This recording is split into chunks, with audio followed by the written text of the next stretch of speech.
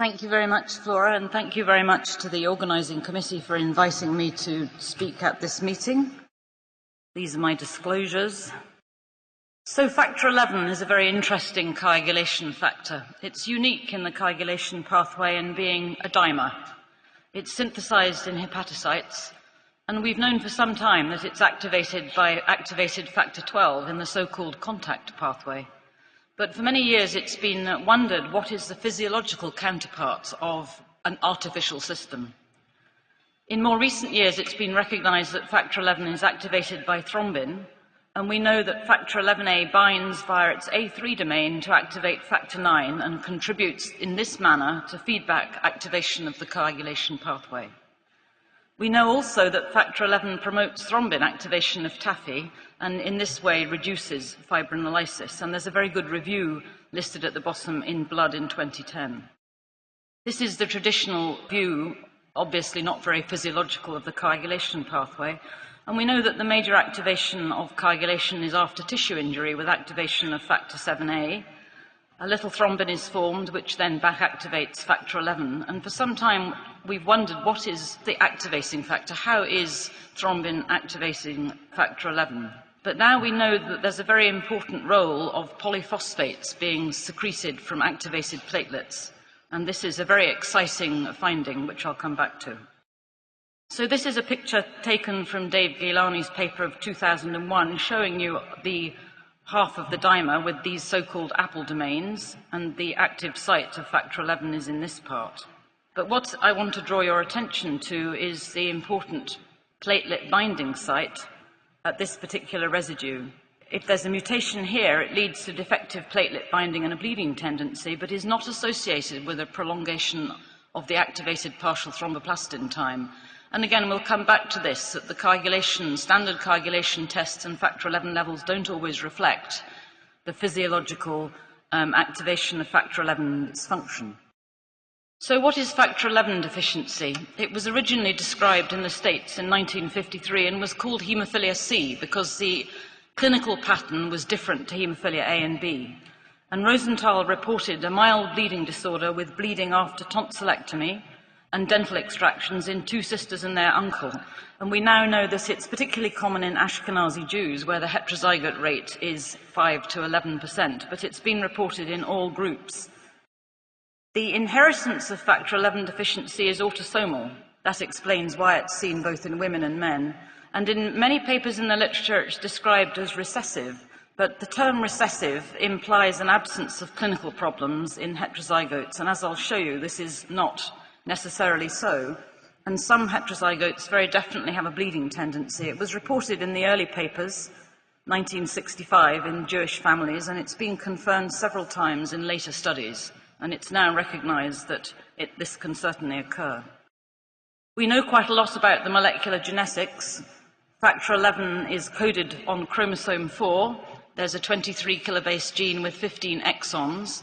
1 is untranslated, 2 is a signal peptide, and it's 3 to 15 that code for the apple domains and the protease domain. And we now know that there are population-specific mutations with founder effects. So in Jewish families, the so-called type 2 and type 3 mutations are particularly common. This is a type 2 mutation, which is a termination mutation in exon 5. This is associated in the homozygous state with a very absent factor 11 and a high risk of inhibitor formation, which I'll come back to. The type 3 mutation causes reduced secretion of factor 11, and the factor 11 level is around 10 IU per deciliter, and people who are compound heterozygotes for these two mutations have levels in between. These patients have a more severe bleeding tendency than these homozygous patients. And so there is some correlation between genotype and phenotype in that situation. In the UK, we have particularly commonly this termination mutation, and there's a common mutation in the Basque population. And there are 1 or 2 other populations where there appear to be founder effects. The factor 11 gene mutations can be classified as those where there's no cross-reacting material, which is the majority, or a few where there is cross-reacting material, and most of those mutations are in the catalytic domain, and some of them interfere with binding of factor 9. So the cross-reacting material negative mutations can be divided into these 3 groups: ones that reduce synthesis, but interestingly, those also that interfere with dimer formation, and mutations that can result in dimers which are not secreted but interfere with the secretion of the wild type, the so-called dominant negative effect. What about clinical presentation?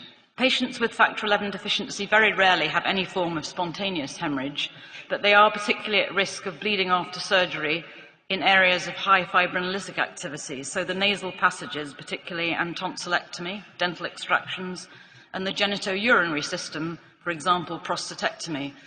But in our modern era, many patients are discovered by the finding of a long APTT in pre-surgical workup, either with or without a previous bleeding history, and this makes it quite difficult to decide how to manage these patients through surgery.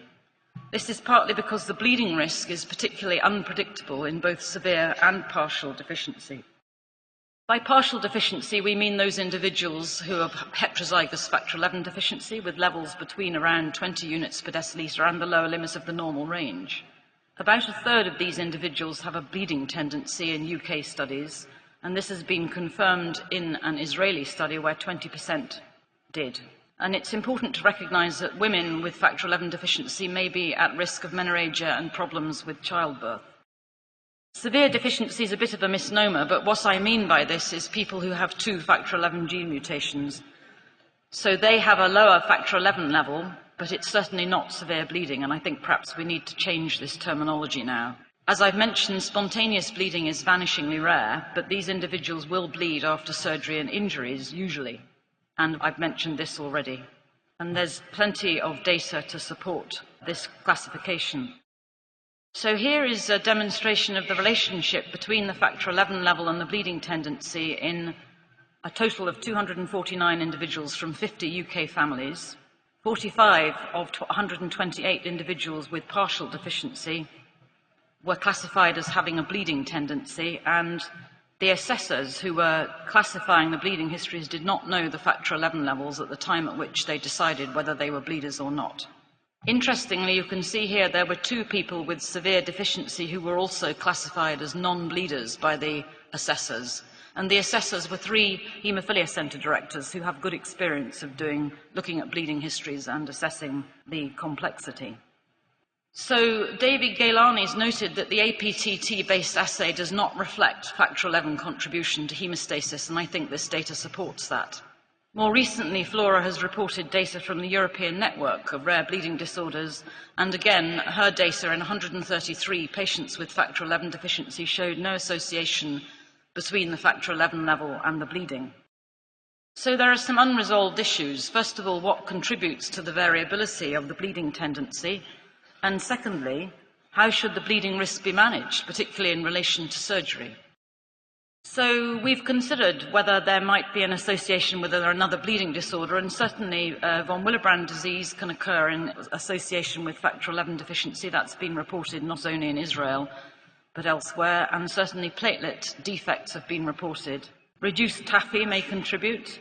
And then there's this intriguing report from some while ago showing that variable platelet collagen receptor density is related to the bleeding tendency in von Willebrand disease. And that brings us back to the whole discussion about the role of platelets, and could a variability in the collagen receptor density in factor XI deficiency affect the bleeding risk? I don't think anybody's looked at that. I believe that there may well be other more subtle alterations of the balance of hemostasis, and I'll show you some evidence in a minute. There's been a suggestion that bleeding histories may be interpreted differently, and that's true, and there's a great surge of interest in looking at bleeding assessment protocols of various sorts, but I don't think that this is the answer to the question in factor XI deficiency. So there have been some interesting observations. We know that blood group can influence von Willebrand factor and its clearance. And then a very interesting report from Christian Medical Centre in Vellore, reported in 2009, where these authors looked at 53 parameters in 114 patients with severe haemophilia A, and the only thing that came up with significance, unexpectedly perhaps, was a particular factor VII gene mutation, and this was associated with the clinical severity. So that's just an illustration that we need to be looking wider than the missing clotting factor.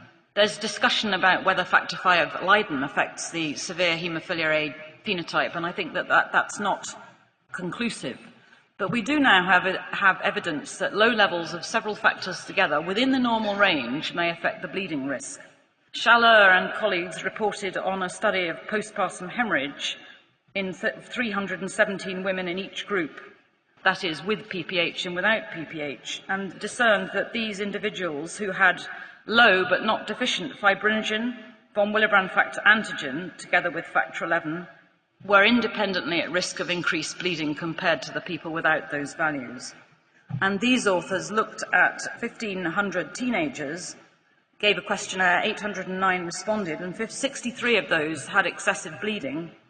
They were matched with 3 controls, and investigation of them showed that those with a bleeding history were more likely to have a marginally low von Willebrand factor or mild platelet dysfunction. So this is part of the evidence about the balance of hemostasis and variable bleeding risk. And then with the finding that activation of platelets releases polyphosphates that trigger factor 11 activation, maybe a variation in this could also contribute to the variable bleeding tendency. So a number of groups have started to look at different ways of measuring coagulation, and this group from Claude Négrier's laboratory looked at thrombin generation in 24 patients with factor 11 deficiency, 9 of whom had severe bleeding. They used thrombin generation in platelet-rich plasma using low tissue factor concentrations and corn trypsin inhibitor to stop contact activation. These conditions are really quite important because if the tissue factor concentration is high, you don't see the effect of factor 11. And what they demonstrated was that the bleeders had a dramatically impaired thrombin generation independent of the factor 11 level.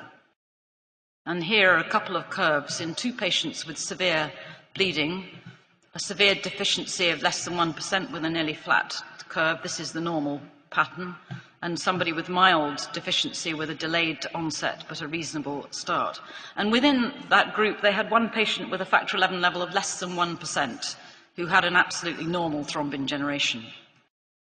A second group in France have similarly looked at determination of bleeding, what affects the bleeding risk. This was 43 patients with mild deficiency. They used the Tossetto score and looked at 26 different coagulation parameters. And this included the thrombophilia profile, but there were really too few patients to draw any conclusion from that. So they looked by ROTEM and thrombin generation. This was a small study, and again, they found a significant difference in the levels of von Willebrand factor and thrombomodulin levels between bleeders and non-bleeders within the normal range, as has been found in other studies. In their hands, they didn't find any significant differences in the thrombin generation, but they used relatively high concentrations of tissue factor and no corn trypsin inhibitor. So when we consider how do we manage these patients when they're facing surgery, this is really quite a dilemma in clinical practice. And these are all the different things we might do. We might do nothing but watch and wait. We could use fibrinolytic inhibitors, fresh frozen plasma, factor 11 concentrate. In some areas, particularly in Israel, there's been quite a good use of fibrin glue.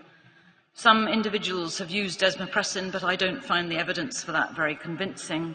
And there is certainly some evidence that recombinant factor A is useful, particularly in patients with inhibitors. But Salomon and co-workers from Israel have shown us very clearly that the nature of the hemostatic challenge is an important determinant of the management strategy, and that we need to be much more active in areas of fibrinolysis than in areas where that's not an issue, such as appendectomy or hernia repair. So I just thought I'd show you some clinical cases to show you the difficulty. And these are cases taken from a little survey I did some years ago when a group of us got together as experts in factor 11 deficiency from around Europe.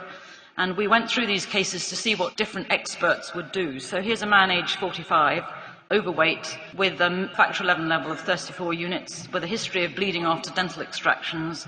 Now he's in bed with pancreatitis and gallstones and needs a cholecystectomy. So I asked the experts, how would you manage this patient? And quite rightly, one individual said they would investigate for other bleeding disorders to help try and decide what to do. A person who's very familiar with factor 11 concentrate would certainly use that at low dose, 10 units per kilogram perhaps. FFP and antifibrinolytic. And of course, we have to consider what we would do about thromboprophylaxis. But you can see that there's a divergence of opinion about what's the best management plan.